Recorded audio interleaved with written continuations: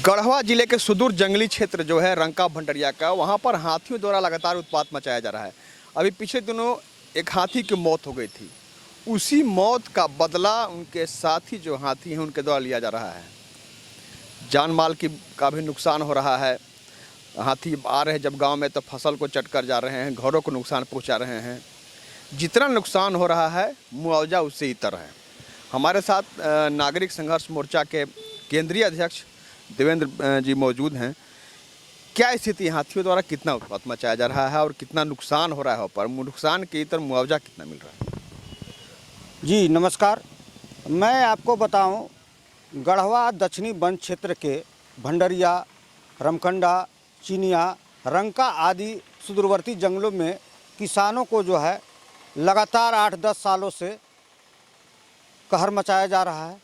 पिछले एक हफ्ता में 3 व्यक्तियों को बलगढ़ ग्राम में पटक करके घायल कर दिया। वही रंका के कटरा में पंचायत में एक व्यक्ति को मृत कर दिया। साथ ही सैकड़ों एकड़ धान का बोझा लगा हुआ कई गांवों में तहस नहस करते गया। हम बार बार गढ़वा के डीएफओ शशि कुमार जी से कहते हैं कि आप हाथी भगाने वाला टीम को मंगाइए और जिस तरह से छत्तीसगढ़ से आपके गढ़वा जिला में प्रवेश कर गए हैं, हाथी भगाने वाला टीम की जवाबदेही हो कि वो पुनः हाक करके हाथी को छत्तीसगढ़ के इलाके में चला जाए। कुछ लोगों का कहना यह है कि हाथनी का बच्चा किसी कारण से मर गया था, तो उसके कारण प्रतिशोध में उग्र होकर हाथी लोग जो है ये उत्पात मचा रहे हैं। ये तो इस साल की बात है, लेकिन पिछले 8-10 सालों से लगातार कार्रवाई हो रहा है हाथियों द्वारा। लेकिन जनता को सरकार की तरफ से मुआवजा देने का प्रावधान है, कम से कम ये तो मुआवजा दे। और हाथी भगाने वाला टीम सरकारी स्तर पर जब गठन है तो कम से कम उसको मंगा करके जो है ग्रामीणों को, खास करके किसानों को बचाने का काम करे। इसके लिए कल उपायुक्त महोदय से भी बात हमारे हुए थे। उन्होंने बोला कि इस संदर्भ में हमने बैठक करके डीएफओ को निर्देश जारी कर दिया है कि हाथी भगाने वाला टीम मंगा करके या जैसे भी हो ग्रामीणों को सुविधा दिया जाए। हमारा कहना है कि ये मामला बराबर का है और किसान का जो है दोहरी मार झेलना पड़ता है। उधर किसान के फसल का मूल्य भी समय पर सरकार के गलत नीतियों के कारण या तो बिचौलियागिरी के कारण नहीं मिल पाता है। अभी जैसे कि रामेश्वर उरांव जी वित्त मंत्री कहे कि 15 दिसंबर से धान का खरीद होगा।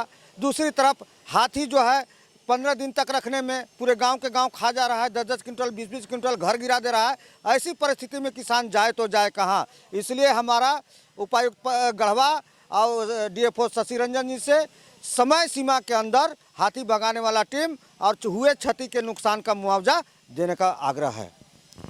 तो आपने सुना कि किस तरह लोग आहत हो रहे हैं। एक तरफ जान का भी नुकसान हो रहा है, फसल हाथी चट कर जा रहे हैं, घरों को नुकसान पहुंचा रहे हैं, लेकिन मुआवजा की मांग बार बार किए जाने के बावजूद भी उन पीड़ित परिवारों तक विभाग द्वारा मुआवजा नहीं पहुंचाया जा रहा है।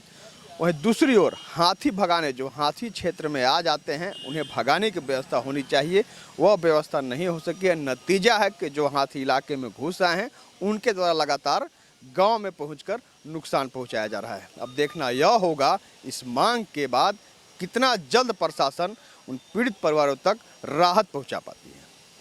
कैमरा मुनीस के साथ आशुतोष रंजन, बिंदास न्यूज़, पलामू।